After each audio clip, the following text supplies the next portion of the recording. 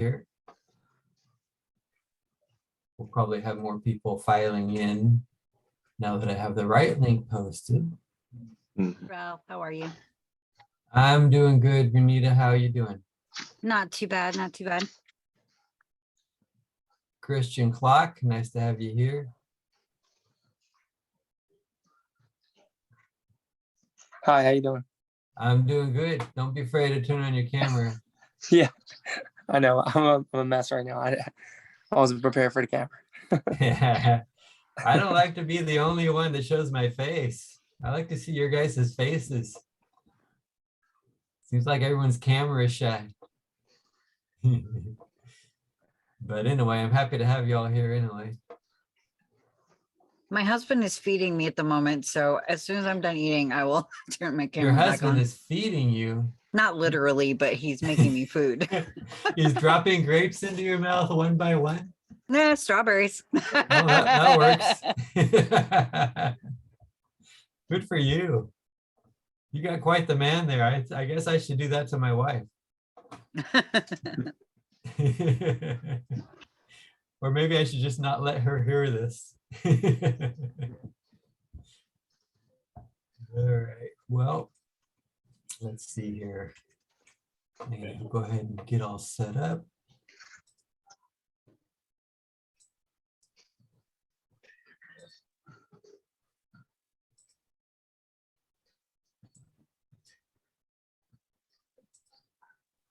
All righty. Oh, we got one more, Gerardo. Hello, Gerardo.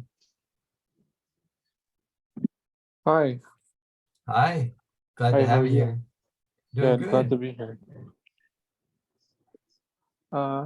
So did it just start? Well, I ran into a problem. I put the link in Facebook, the post, the whole post, and I copied and pasted it over, and it ended up chopping off half of the link. So some of my links didn't actually work. So I just reposted the correct link. So I'm kind of waiting a little bit so people can file in. Gotcha. Yeah, I just saw that as well. I wasn't Yeah. able to get in, and now I was. Yeah, sorry about that. No problem. One sec, I'm just gonna move to my laptop. Sure, yeah. And welcome, Jay. Welcome, Tid. Is it Tid? Glad to have you all here.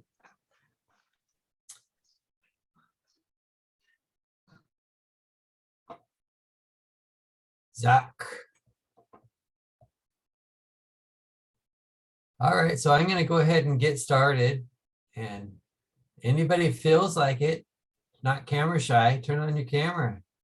Nice to see some other faces in here. But what we're going to go over today is the change in verbiage, vocabulary, when you're working with direct to seller as opposed to talking to an agent. So, you know, this is an Elephant Leader Zoom, Elephant Leader training, and Elephant Challenge started with on market, right? And now the latest one is actually off market, which is pre-foreclosure. You can do pre-foreclosure on market, or you can do pre-foreclosure off market. But there's a great advantage of doing pre-foreclosure off market in that you can talk directly to the seller. You don't have a middleman, and it allows you to build rapport better and understand their needs better and potentially work into a creative deal better. So you can get deeper deals and creative deals with off market that are much, much more challenging on market. Having said that, you do need to talk to off market differently. You know, direct to seller, when you're talking to sellers, you talk differently than when you talk to agents. Talking to agents is very much transactional.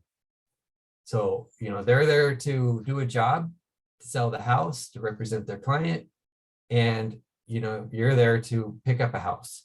So it's kind of like going to a grocery store and buying the eggs. The eggs are for sale, you go buy them. They want $10 a dozen, you don't want to pay $10 a dozen.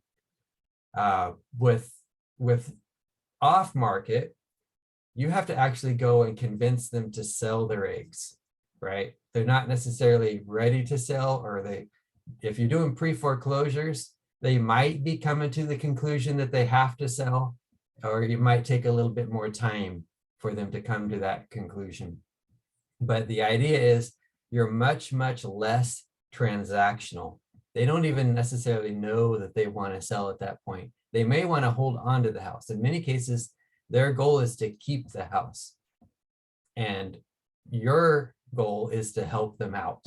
And maybe helping them out is to help them stay in the house, or maybe it's to buy the house so that they don't have to go through a foreclosure and have that on their record. But to go over some of the terms that may be different, if you're talking to an agent, sometimes we'll refer to ourselves as an investor, or perhaps even a wholesaler. Although wholesalers are known in the agent world and the on-market world, they have a kind of a bad rep overall. Not all of the agents, but a number of them. When you're talking to sellers, they might not even understand what a wholesaler is. They might think of a wholesaler as someone who buys goods and then sells them retail, like on Amazon or something like that, which is also a type of wholesaler. So they're not in the real estate world to grasp what wholesaling means. And if they did, they may have got it from somebody else, and who knows if the connotation is good or bad. So it's best just to avoid that. When you're talking about an investor, their goal is to get out of a problem, right? To resolve this pre-foreclosure, and maybe the thing with the pre-foreclosure is actually to sell the house so that they can move on with life. So are they looking for an investor, or are they looking for a buyer? The answer is a buyer. So we want to term ourselves as a buyer. We can call ourselves a cash buyer or a buyer. Initially, we could say that we are a foreclosure specialist. We help people to get out of a sticky situation. But at some point in time, if it comes up, or if you're working a different type of off market other than pre-foreclosure, maybe you're working a probate list, or a water shutoff list, or maybe a what do you call it? A tire landlord list, vacant house list. It's much better to say a buyer or a cash buyer than it is to say an investor or a wholesaler. Nothing wrong with saying investor, that works, but cash buyer or buyer relates more to what they're thinking. If they need to sell their house, they want someone to buy their house. So a buyer relates very straightforward to what they're doing. Another term. Yeah, Caleb? Oh, no, I was talking to myself. I was just saying, okay, I got it. Okay, all right. Good. So another term is contract. So I'd like to ask you guys, what do you think might be there's different connotations that come with words and different reactions that people might get.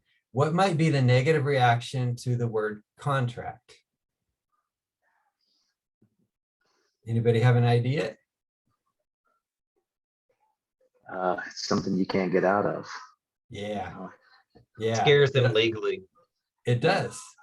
They might feel like they're handcuffed or something. So a better word, which is what the A stands for in PSA, is what? Who knows? Agreement, probably. Agreement, yeah. So an agreement, it sounds much more casual, not so binding, not so threatening, and something that they can agree to or not agree to, right? Of course, they're going to either agree or not agree to the contract, but the whole feeling that it gives when you say agreement is not so scary. It's something that they will more readily agree to, more readily accept. So let's go over another word. Inspection. What's wrong with it with saying inspection? Who knows? Most likely they have issues with their house and they're scared of inspection because it'll detract from the actual sale of the house. Yeah. Who knows what that inspection, inspection sounds like something that a school teacher does to a kid's desk, right? Mhm. Or a mother does to their kid's room. Who wants an inspection? So that's what's a better word other than inspection? Anyone have an idea? You need to go and do an inspection of their house. What's a better way of stating that? He just said, I'm going to do a walkthrough. Yeah, do a walkthrough, right? Go take a look, do a simple look at your house and make sure we're all good to go. Make it sound non-scary, not that, make it sound like it's not going to be a major concern. It's just one of those steps to get to that agreement, to get to the solution. So yeah, a walkthrough, a look, simple look, and okay. And we go get an okay on the house. All right, so now another one. Let's say that you need to pass something by your attorney. What's a good way of saying that? It's another one of them scary words.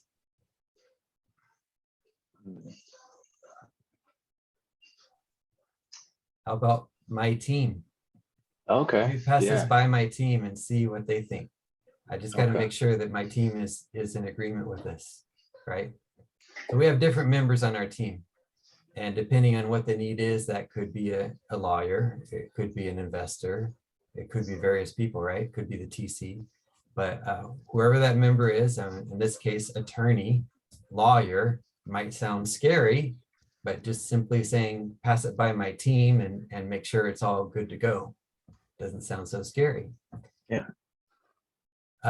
Paperwork, not so bad as contract, but agreement's still better than paperwork. So price and offer.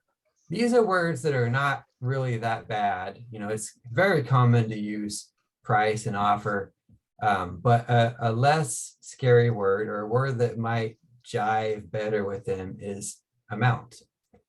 So if you're talking about, how much would you like for your house? What's the amount that will make this work? It sounds better than price or offer. Price and offer are more transactional, right? They're great for agents. They will work for direct to seller, but amount is just a little bit less transactional, less formal, and syncs a little bit better with the brain. Conversational. Conversational. Thank you, Barrett. I like that. All right. So those are a lot of the keywords here that I wanted to bring up, when we're talking to direct to seller. And another thing to keep in mind overall are just lingo that we use, we understand, but they won't necessarily understand, such as PSA, right? They'll understand an agreement. Let's go ahead and get that agreement signed, but not necessarily PSA. And signed is another one. Sometimes signed might sound scary. It's not too bad, but you could say things like, get your John Hancock, or, get your autograph, get your approval on here. It's just a little bit more conversational, less transactional, less scary. So you got PSA, you've got words like escrow. They won't know what escrow means, right? All the terms we use and we understand because we're in the game, we're in real estate, they're not necessarily in the game. They don't understand the lingo.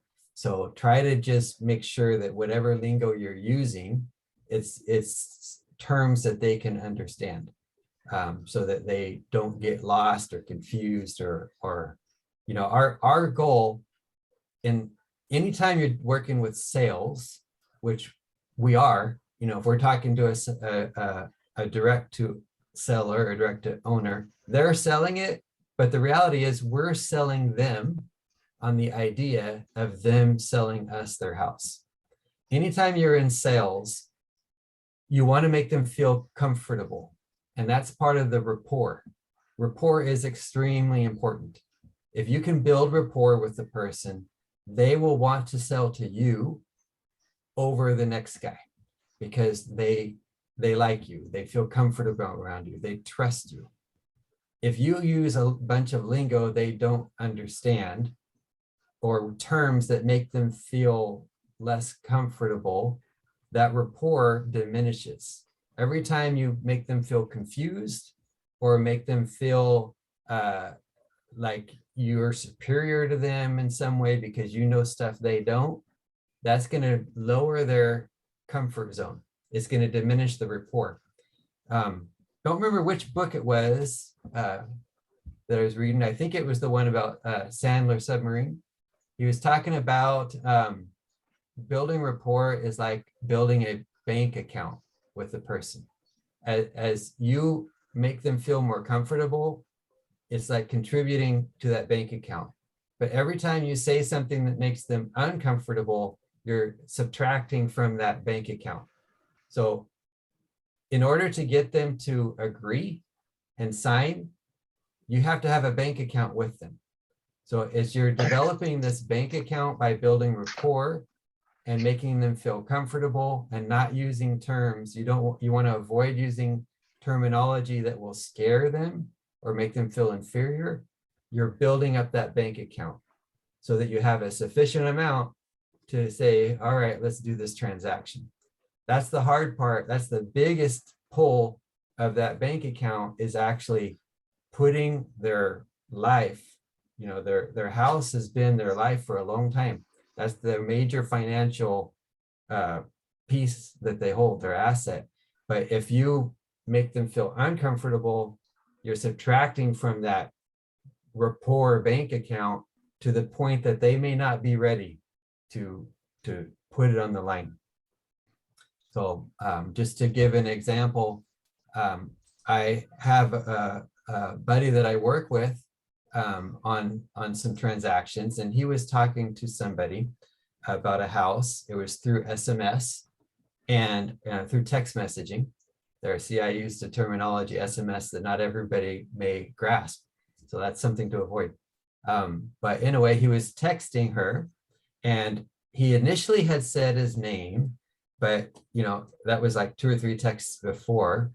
And then she started feeling uncomfortable. And she said, you didn't give me your name. You didn't give me your company name. I don't feel comfortable. And she basically blocked his number. We were able to restore that and get the contract, but that rapport wasn't there. Number one, it's really hard to build rapport over a text message. So the idea of building rapport is, if you are using text messaging or SMS, as soon as they're agreeable to sell their house, as soon as you get to a point that they want to converse and they say they give the permission to talk about this, pick up the phone and call them, because you are very limited on building rapport over a text message. You are highly unlikely to make a deal over a text message. It does happen at times, but more than likely you need to be on the phone to build that rapport. And then it's much more casual. If they start saying, there's a credibility factor that comes simply with being able to talk to them and them hear you, see that you're a real person, that you understand what you're talking about, you understand what their needs are. And if they typically won't start asking things like, what's the name of your company? Are you on better, what do you call it, BBB, right?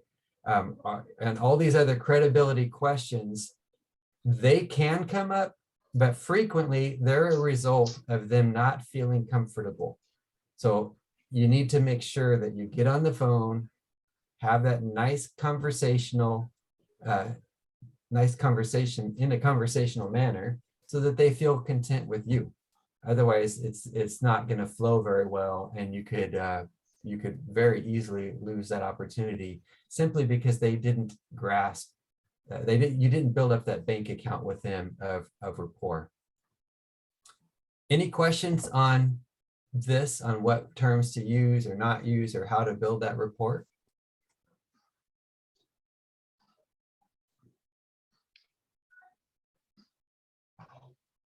Right on. Cool. So that's an art, right? It's a skill that you learn over time. And some people have it very naturally. Pace is just amazing with how he does with rapport. I am not a natural salesperson. So it takes a little bit more effort for me to be a great salesperson than, you know, maybe you. I imagine half of the people here are probably better at sales than I am. But that's okay. A lot of times it takes practice. The more repetitions, the more practice, the better you get.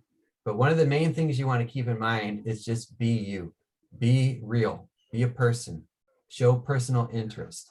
And even if you lack in sales skills like me, you can still do good simply by being real and relatable and letting them feel like you understand them and you're there to help. And that can go a long way to overcoming any lack of skills that you have in sales. That will make the difference right there. All right, so we're going to go to another section I have here, which is the flow of the conversation. So when you're talking to somebody off market, whether it's pre-foreclosure or another methodology, you want to start the conversation with a brief introduction, and you can either say very straightforward, I understand that there's a challenge with the bank, but there are solutions and I'd like to help. Or you could be less direct. I like the direct approach myself. Either way, the first thing you want to do after establishing who you are and why you're there, that's number one, who you are and why you're there, is getting their motivation. So in the case of pre-foreclosure, you already kind of know what their motivation is, but you don't know the whole story. So you might ask them, are you trying to stay in the house, or would you prefer move on with your life and be able to settle this in a way that you don't get foreclosed on? Just try to understand what they're looking for, what their motivation is, and what makes a difference to them, what motivates them. When you get that, when you understand their motivation, it does a couple of things very important.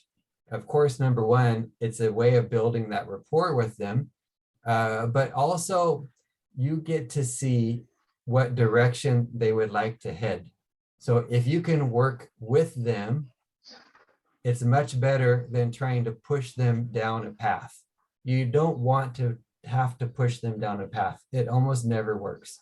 So if they don't want to leave their house, it doesn't really work to tell them, look, you really have no choice. Sell me your house, right? That's not going to fly. What you want to do is try to help them to fulfill what they want, or to see that what they want is unrealistic and move to another direction. Like in the case of pre-foreclosure, there are options to stay in the house, and you can walk through those options with them, such as a loan modification. But that may not be realistic. They may not be able to get a loan mod. So if they can't get a loan modification, they go to option B. If they can't do option B, option C. And you try to help them down the path. You know, here's the list of what you can do. And then you say, well, if none of the options work for staying in the house, would you prefer just let it go to foreclosure, or would you prefer sell it and perhaps get a little bit out of it and not have foreclosure on your record? And now they will be able to provide you with the direction they want to head, instead of you telling them which direction to head. So by helping them, directing them so that they make their own decision, you're not pushing them, you're helping them, you're directing them. so that they can, they feel more relatable to you if you're helping them than if you're pushing them. So that's what you want to try to do is take them down a path for their own benefit. So as you talk to them about motivation, that allows you to work with them in whatever direction they want to head. And maybe they'll have needs, maybe their motivation is, I've got to take care of my grandma. She's here in the house. She needs ADA. She has disability. We need a house that's all set up for that. This house is. As you understand those elements, then you might be able to assist in some way so that they have a good workable solution to deal with the situation. But understanding their motivation will help you to take them down the right path. And then the third thing with motivation is simply as a salesperson, knowing where the price is going to be.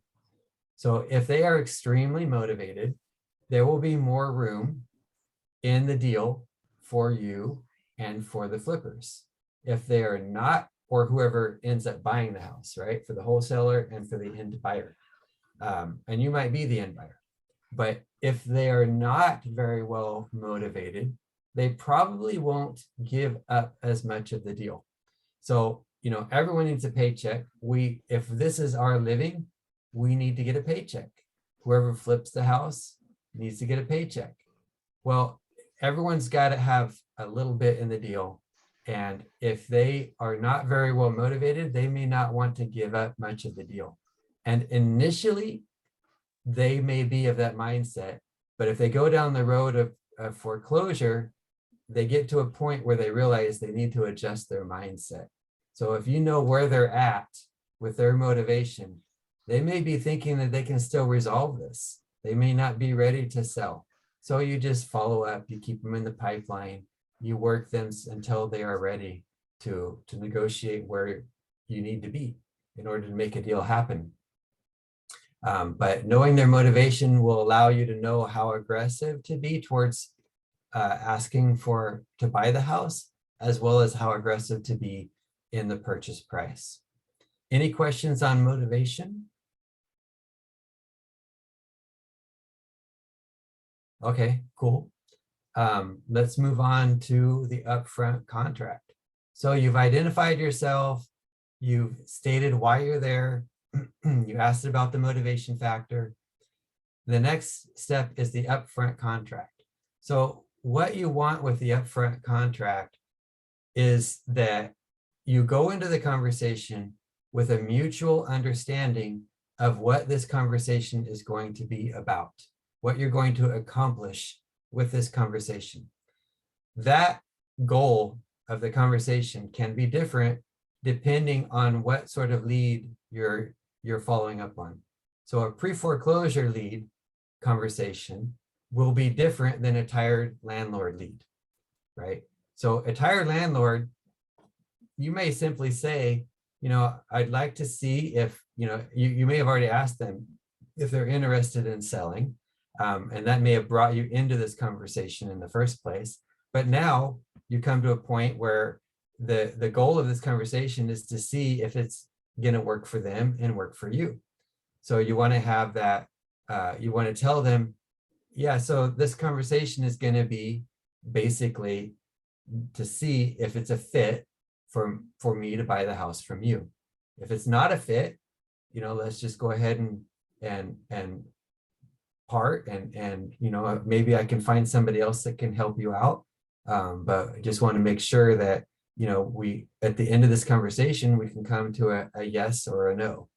So that whole idea of that is that they are committed. They make an upfront contract. You don't use the word contract, but that's what it is. You're helping them to commit to a decision, to a yes or a no.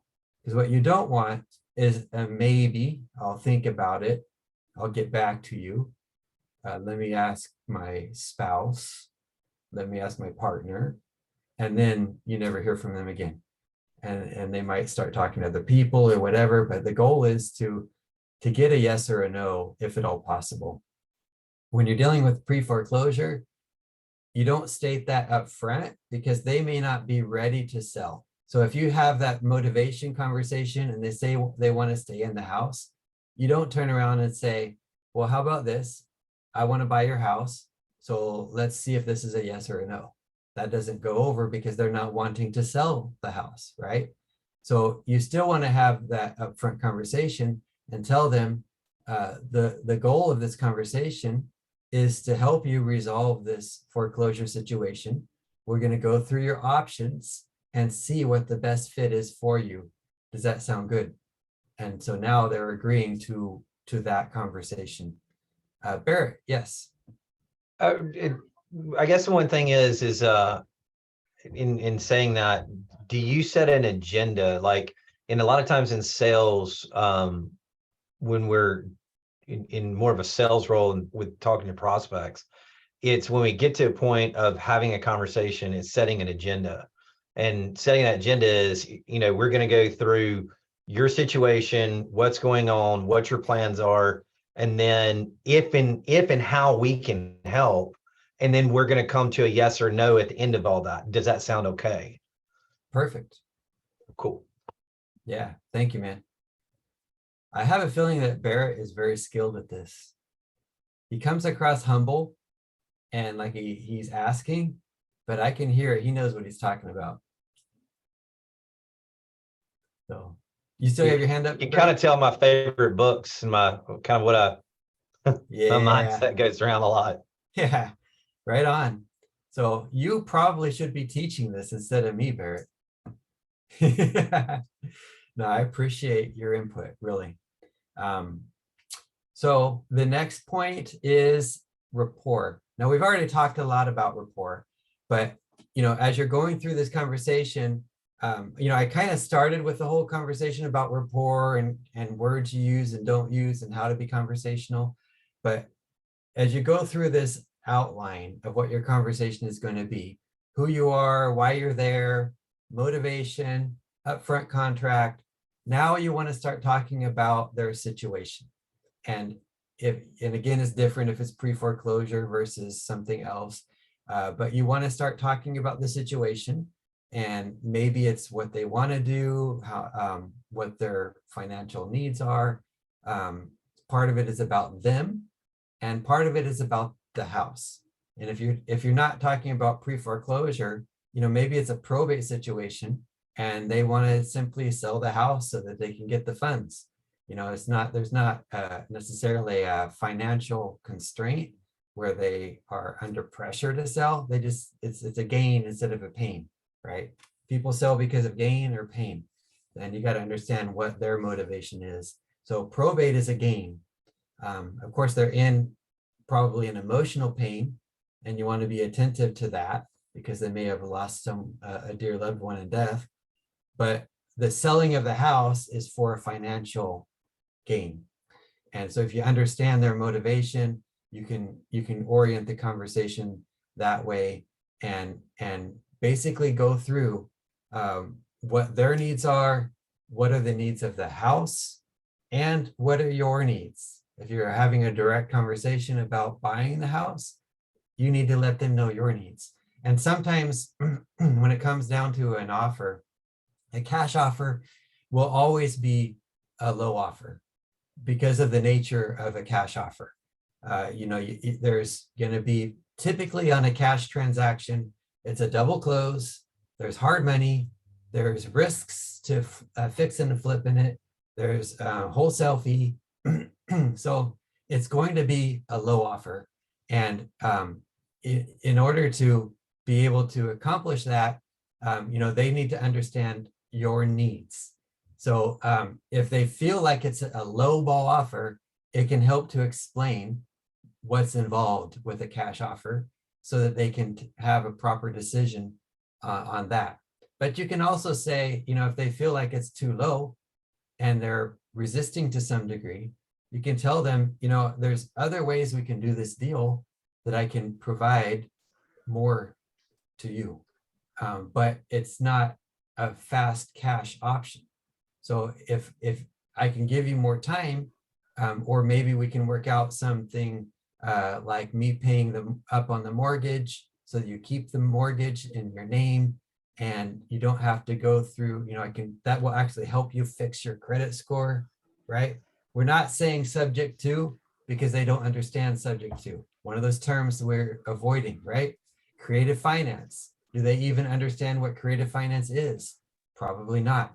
So what you're saying is, I can pay your mortgage for you, get your credit reestablished, and that will be part of the purchase price, whatever's left on the mortgage, plus help you relocate and put a little bit in your pocket.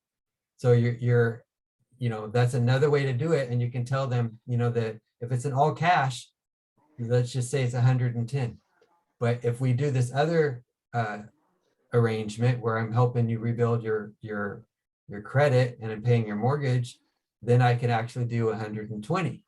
So now you're offering them more because of the creative.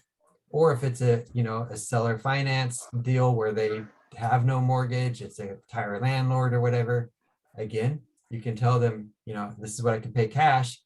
If they say, I really need more than that, tell them why I can do more if you can work with me on terms. Because right now, banks are just charging a ridiculous amount in credit in the interest rate. And if you can help me out so that this deal is easier for me, so that, I want to be able to cash flow this. I want to put in a renter, just like you had a renter in there, but I just need to be able to cash flow positive. A renter is going to understand cash flow. A homeowner may not. So if you're talking to a tire landlord, you can say that, and you work out a seller finance deal or perhaps a hybrid deal. But basically you want to help them to understand that there's a give and take.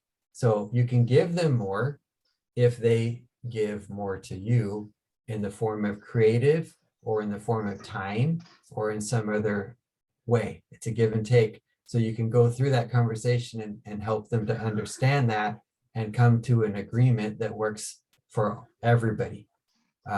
So that's part of the conversation. And through that whole conversation, you're building rapport with them. So recently, just a couple of days ago, I was talking to a guy that he has a house on the beach, beautiful, beautiful house. It's in great condition. It's worth about $650, and he wants $550. He did not want to do seller finance, but after we did our whole conversation, he's actually open to the idea of seller finance. He's going to talk to his lawyer, talk to his wife, but he's actually considering it. So building that rapport, having that conversation, talking about their needs and your needs, and you're basically coming to an understanding of each other. Then it gets to a point where they're like, yeah, maybe this isn't such a bad idea. And doors start opening to where there were no doors open before. So that's very, very vital to build that rapport with them and have that conversation so that you become a human. You become somebody that understands them and they understand you. Does that make sense? Any questions? Makes sense to me. Right on. All right, and then another point to keep in mind is if they're just feeling like, this is, you're lowballing me, it's just not enough. It can help to play the good cop, bad cop, which I've heard Pace say a lot. I've heard others say it too. Good cop, bad cop basically means, I'd love to offer you more, but my underwriter is telling me that this is as much as I can offer. And by doing that, you're keeping that rapport that you built with them, and you're pushing the bad guy off to somebody else. And that way, they don't necessarily view you in a bad light. They can view somebody they don't know and haven't built rapport with in that light. So you want to try to establish confidence and trust, rapport. You want to be likable. That confidence is like that bank account that will eventually be cashed out in the form of doing a deal with you. And then hopefully if you've done it right, they feel really good about it. You feel really good about it. And if they're in a pre-foreclosure or some other financial sticky situation, you can help them out of that sticky situation, and that will be a win-win for everybody. Any questions? This is basically what I had to go over today, and I hope it was beneficial, but I'd love to entertain any questions anybody has. Myself, and I'd also like to invite Barrett to, if he doesn't mind, to be able to answer those questions. I'm not the only expert here, and I know I'm not the most experienced. There's others like Barrett who's into sales that would be even better than me at answering these questions. So please feel free to ask any questions, and we'll make sure to give you an answer. Come on, quiet people. I'm trying to hurry and eat, but he made me food. Here, Here, look, I'll even show you. Look, he made me food. Oh, nice. I'll be back on when I'm done. Right. Yeah, no problem. Okay, well, That was oh, sorry. I was Chrissy. gonna say that was great information. I could definitely use it all. So thank you. I was listening in, but I could definitely use all that. I'm talking to a pre-foreclosure guy right now, but he's not interested in selling right now. But I'm just doing the rapport building. Yeah, so I'm just gonna keep going forward with that and see as he goes down the road through this. It's my first experience with one, but Oh, good for you, man. yeah, Good thanks. job. You know, a lot of it is just getting out there, right? I'm Yeah. kind of an introvert, and it's really tough for some people to get out there and pick up the phone and make those calls. But the more you do it, the easier it gets, the better you get. So good job. Thank you. I don't have Well- any further questions, Ralph, but thank you for coming on. I got a lot of value out of it. I'm walking away with some good notes. Oh, yeah, anytime, man. Does anybody have a deal? Perhaps, you know, we got a few minutes. I got until 9. So if anybody has some numbers you want to go over and see if the deal works, I'm happy to assist in that way.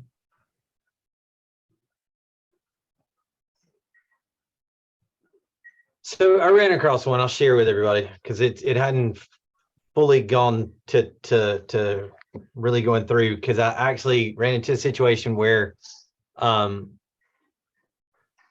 I actually bought, because I thought it was really cool, a bed frame from the tenant who's cleaning out all their stuff out of this house, and he's kind of a middle-aged hoarder, and now he's having to clean stuff out because he's, anyway, won't go into that story, but anyways, cleaning things out. But what I found, and through conversation, again, building rapport, was that he's moving from that house, and the landlord actually owns the house he's cleaning out and the house next door.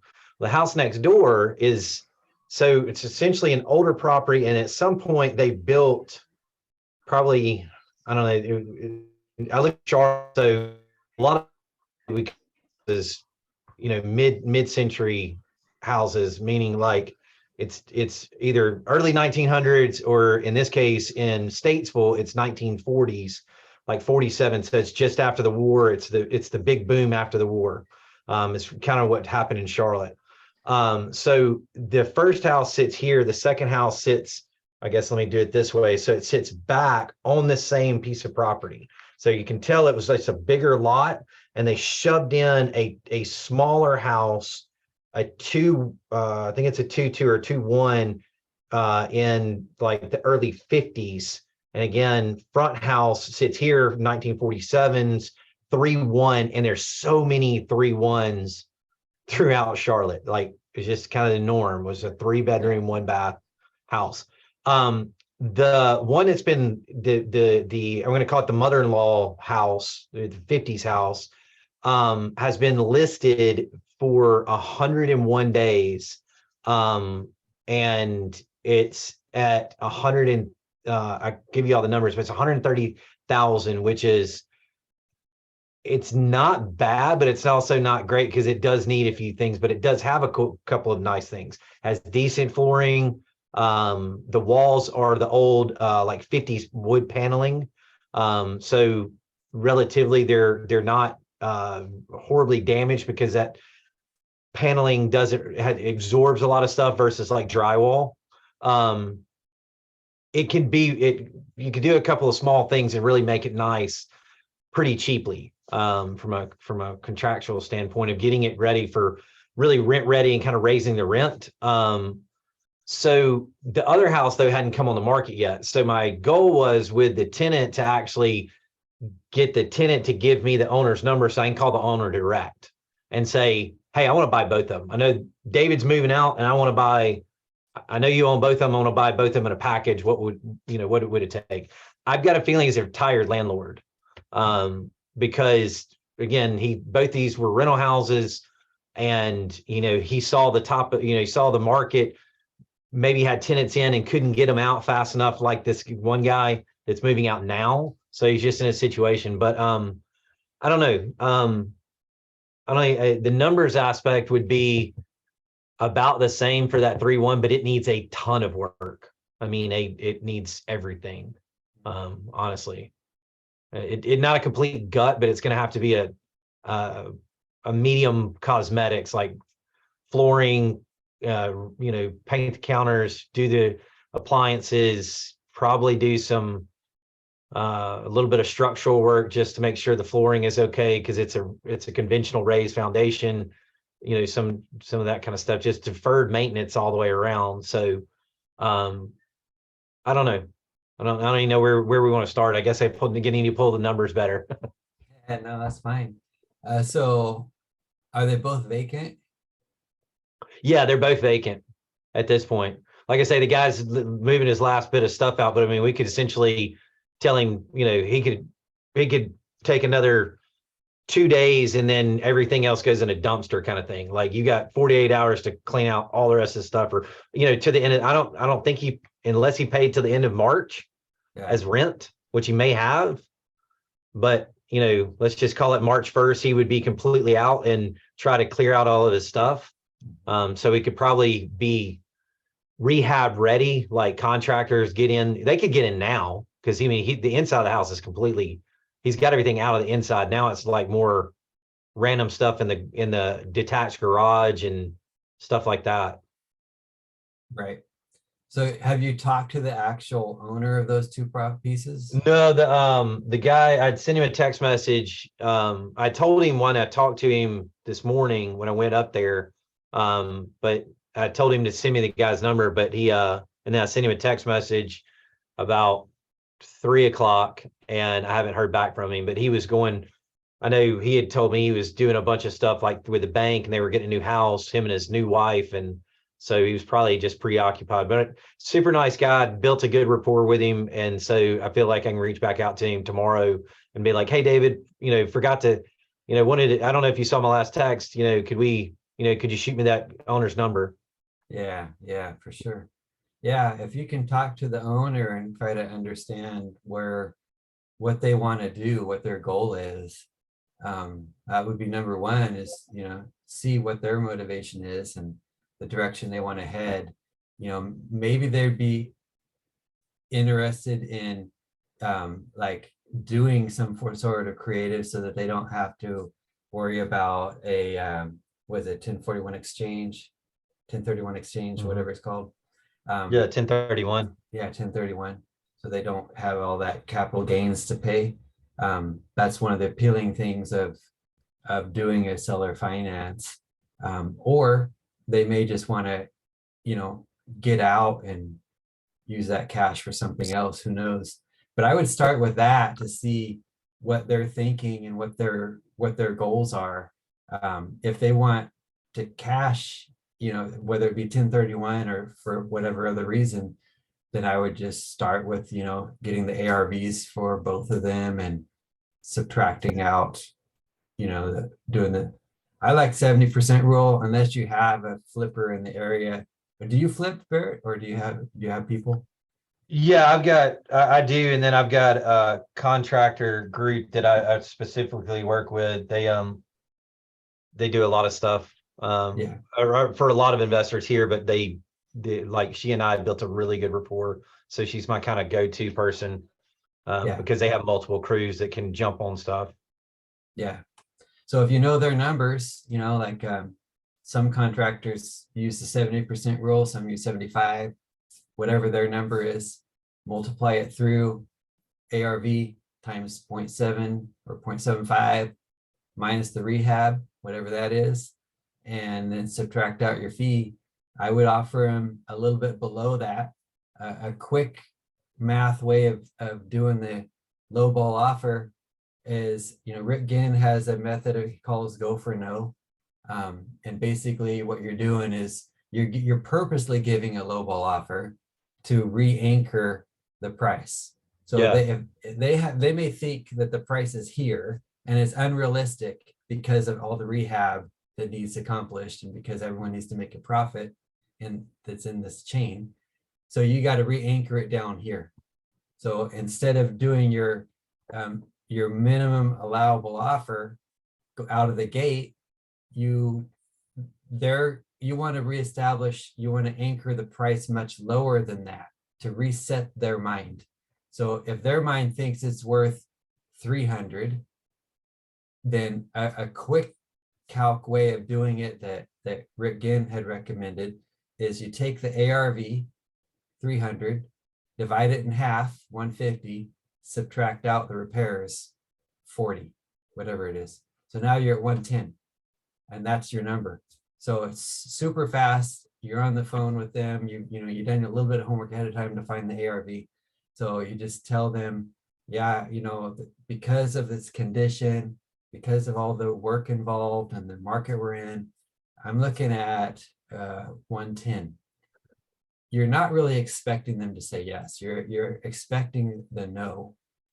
That's why he calls it the go for no method. But then the next step, because you've already built all this rapport through your conversation, is to say, well, what amount works for you? So they're going to come out with a number. If they don't come out with a number, you can just tell them, if they say, I don't really have a number, I need you to come up with something.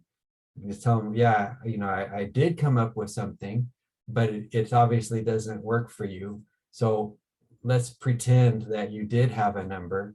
If you had a number, what would that number be? Yeah, And I like that. you're kind of reiterating that you need a number from them, right? Or you can just explain, typically when people buy and sell real estate, one person offers, the other counter offers. So, could you provide an amount that would work for you? What would be the lowest number you can take?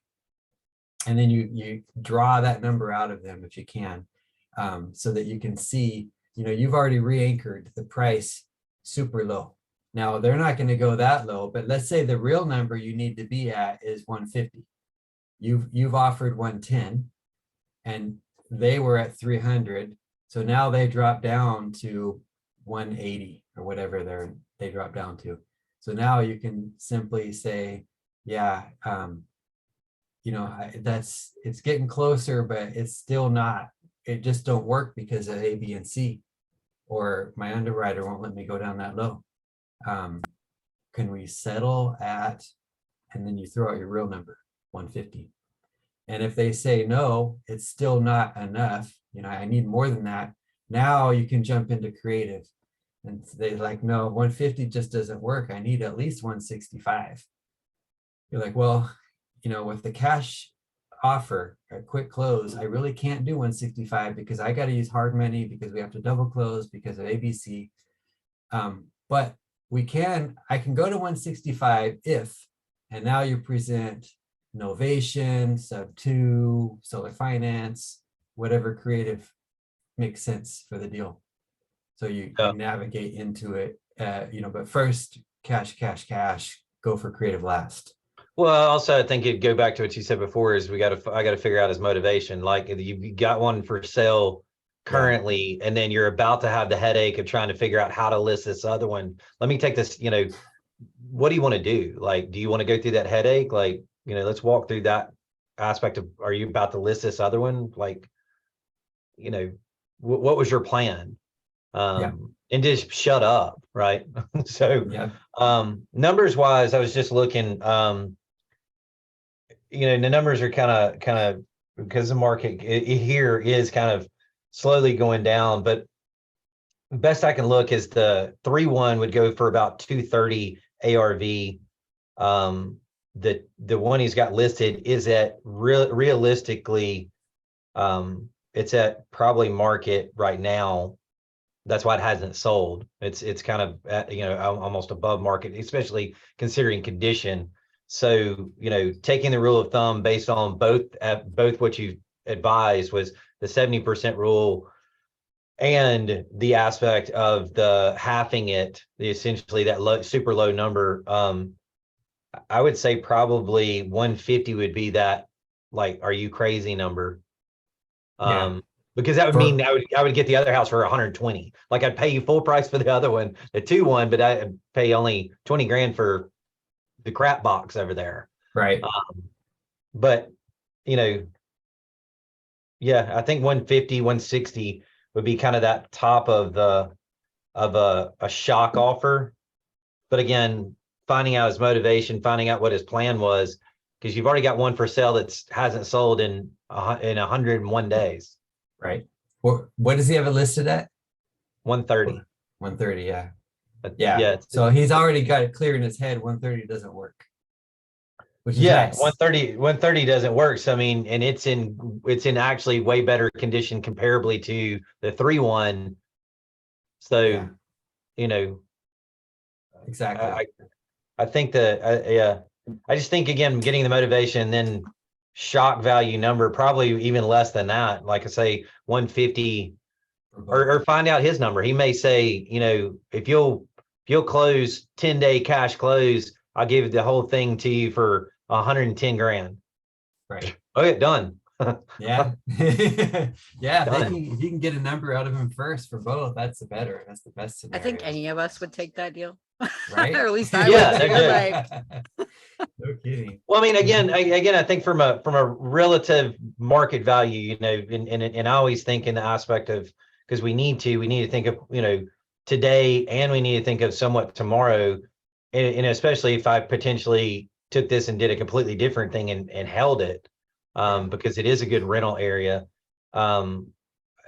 Let's just say a 3-year outlook with normal appreciation, it would probably hit those 230, 130, 140 number, in the next, 24 months.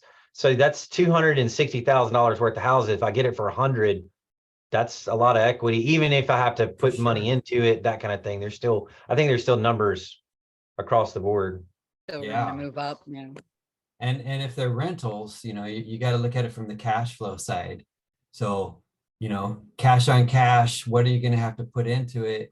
And what are you going to get out on the cash flow side? So, cash on cash is simply a 1 year's worth of rent, of actual cash flow, not just rent, but cash flow divided by how much money you sunk into it. So, typically you want to be at 10 or better, if you can. Not all deals support that, but you want to either win on the cash flow side or win on the equity side, right? So you might have a lot of equity in it, and so you're okay with having a smaller cash flow, because you've got that equity there, and cash flow will improve, or because you can refi it or whatever your goals are. But I would definitely look at the cash on cash to make sure that it makes sense. I agree. But it sounds like, if you're in that range, if you can pick them both up for 150 and sink another 50 into it to fix them up, 200, you're probably in good shape. Yeah, I would think so. Either way, right? Cash flow or with equity once you let it Yeah. sit for a little bit. Yeah, for sure. Yeah, and I even think because of the area, because I mean it's literally right off of I-40 and I-77.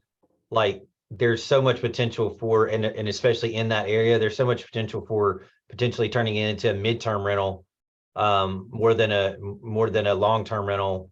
And because I have checked it, it would definitely cash flow if I turned it into a Section 8. And I don't think, I don't know, it'd be kind of in, I think there's options though for if I'm holding as a dispo. Yeah, for sure. Yeah. You know, you want to have options of going, you know, switching directions if one direction that ends up not panning out so great as you expected. That sounds solid, man. Sounds like you got a good deal going on there. I'll let y'all know next week. Yeah. Well, I've got to get going. Got time to get the kids ready for bed and all that good stuff. So nice being here with y'all. Hey, Ralph, I have a Um, quick question for you when you get a second. I'll wait for you. Sure, yeah. Who Um, was that? Was that Renita? Yeah, it's me.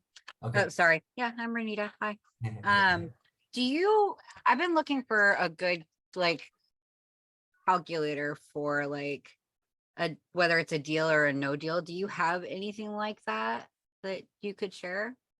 I have my calculator. It was built primarily for multifamily, but I did add some tabs recently for creative. It's not your simple deal or no deal for your fix and flips. But let me just pull it up for you. One Yeah, I'm minute. actually doing I'm doing creative. I actually am trying to buy a house right now with creative. Oh, And nice. I'm signing a contract on another one tomorrow that's completely seller financed. So All right, good for you. thanks. All right, Wicked I am excited. going to put the link here.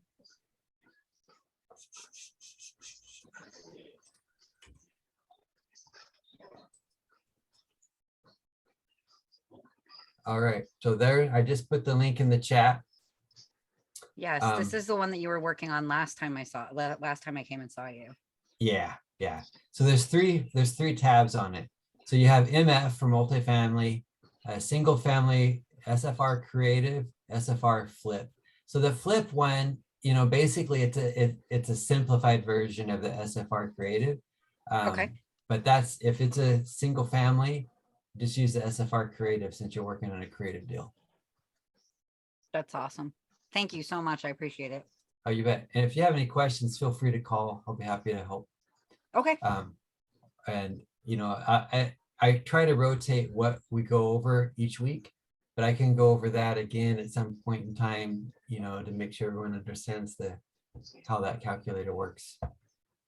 That would be awesome actually, because I know a lot of people have a hard time Yeah. with trying to figure out how to make the numbers work. So Yeah. That'd be good All for me right. too. What was Yeah. that, Caleb? I said, yeah, I would like that too. That'd be really helpful for me. All right, for sure. Yeah, It would be helpful for me as well. right on. All right, I'll just do it next week. okay. Plan on it. Next Wednesday, week we'll right? go over it. Yeah. Or- No, yeah, Thursday. Thursday. Yeah. Okay. It's just to let everybody know, they're changing things up on the elephant leader trainings, such as this one. So the thought was starting March 1st, we wouldn't do Zooms anymore. They have a new app called Circle, and we're supposed to do it streaming through the new app. It's not quite live yet, so that's why I'm doing it still through Zoom. I don't know yet if it will be through Zoom or through Circle next week, but I will, you know, as soon as I know, I'll let you know. In this case, I didn't know until the last minute, so that's why I wasn't able to give a notification with the link until the last minute, because it was up in the air, Circle versus Zoom. I'm hoping that we get that resolved sooner than later so that I can let you guys know sooner. But one way or the other, it will be Thursday, 8 p.m. Eastern time, 5 p.m. Pacific. Okay. Sounds Joel good. Thank you V. so much again, Ralph. Oh, you Thanks, bet. Ralph. You bet. What you got, Joel V? Just a quick question about foreclosures. I'm Is it Joel V or Joel V, or how do you say your name? Joel V. Joel You're V. close. Yeah. Joel V. Joel V's good.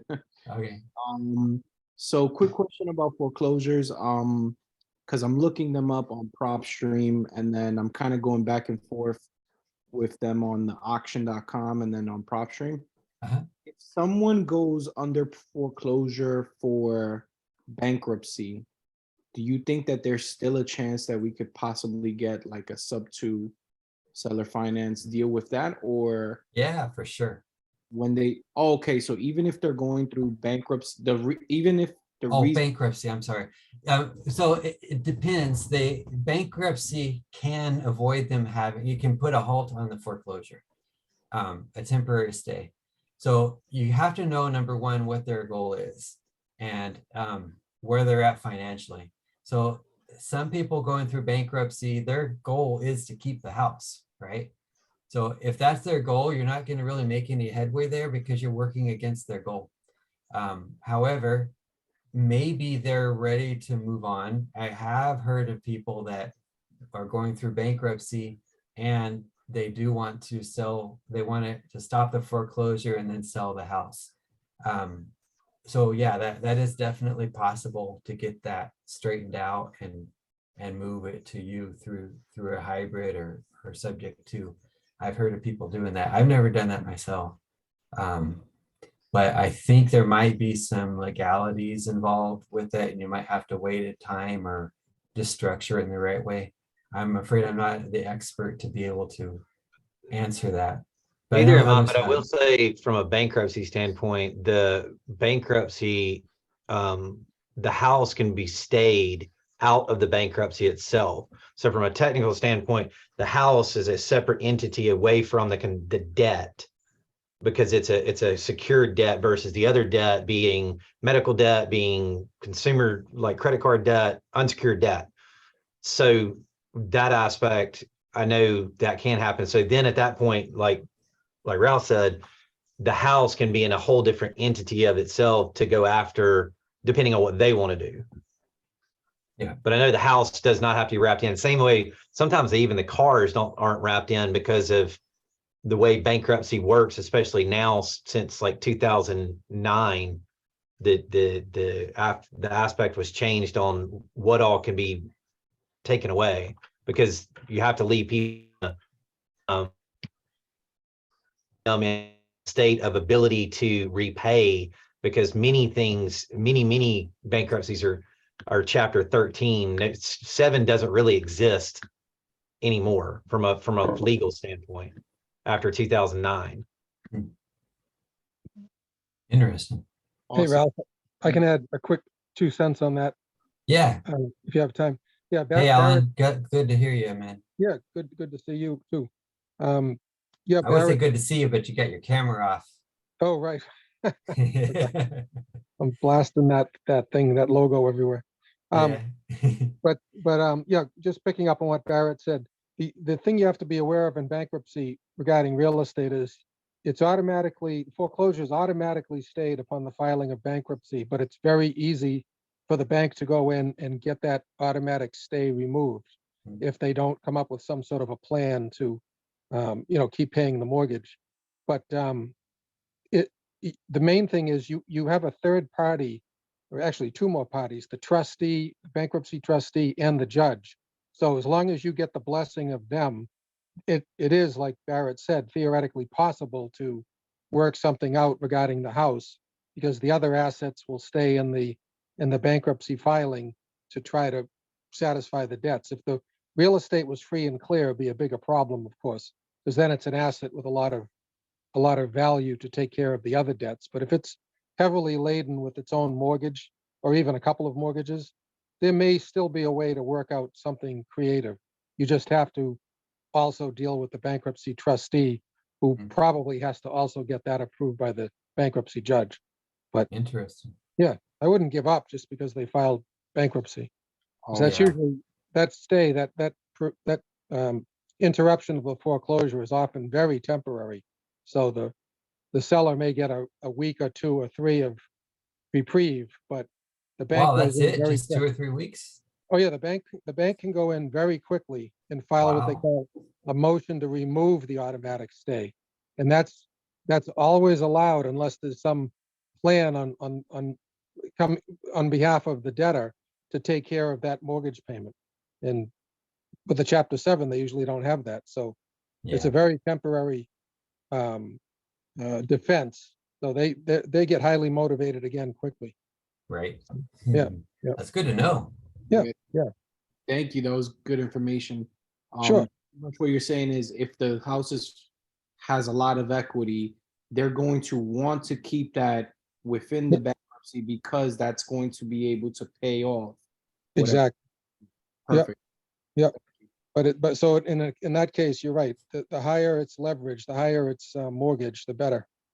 The better chance of it being available for something creative. Awesome. Yeah. And in the part of list pending, that one's just a straightforward, just catch up the arrears and then pay into equity if there is any. Well, a list pendants means any sort of pending lawsuit. So it could be anything from a foreclosure to a mechanics. It has to be something that's sort of actively in process. But it's a lien that they're also pursuing legally. So the foreclosure would certainly count as one of those. But So Alan, so that I understand correctly, list pendants I've always heard is another name for pre-foreclosure, but basically it's a defaulted lien of some sort, right? it literally means any sort of legal claim or suit that's pending against the property. Okay. They've done something to file some sort of a lien against the property. You could owe money, but whether you own real estate or not, if somebody doesn't file something against the property at the Registry of Deeds, it's not going to affect it. But most of the time, if they start a lawsuit and there is real estate on record, they're going to file something. They're going to put something that just notifies the whole world, hey, there's a lawsuit pending, or there's a debt that's owed. So there's something that has to be dealt with. It's a cloud on the title. But Okay. yeah. But you Yeah. can deal with those. But bankruptcy, I think technically the title transfers to the trustee. All of the assets essentially become the property of the trustee. The debtor doesn't technically own them anymore. So if you want to do something with one of those assets, that you have to deal with the trustee. You have to get his blessing. So Interesting. yeah, and if the sellers, the owners try to do anything with any type of asset, real estate included, without that blessing or permission, that could be considered fraud. So Huh. that wouldn't get very far. People wouldn't be getting, clear title to something. Okay, perfect. Thank you. I appreciate the help. Sure. Yeah. Sure. My Yeah, pleasure. thanks, Alan. Yep. Well, I've got to get going. I really appreciate all you guys as being here, and I hope everyone has a nice evening, nice night, and look forward to next week, Thursday, 8 p.m. Eastern. So See you next week, Ralph. Thank you so much. you bet. Thanks a lot, Ralph. Good to see you. Yeah, Take care. for sure. You too. Bye-bye.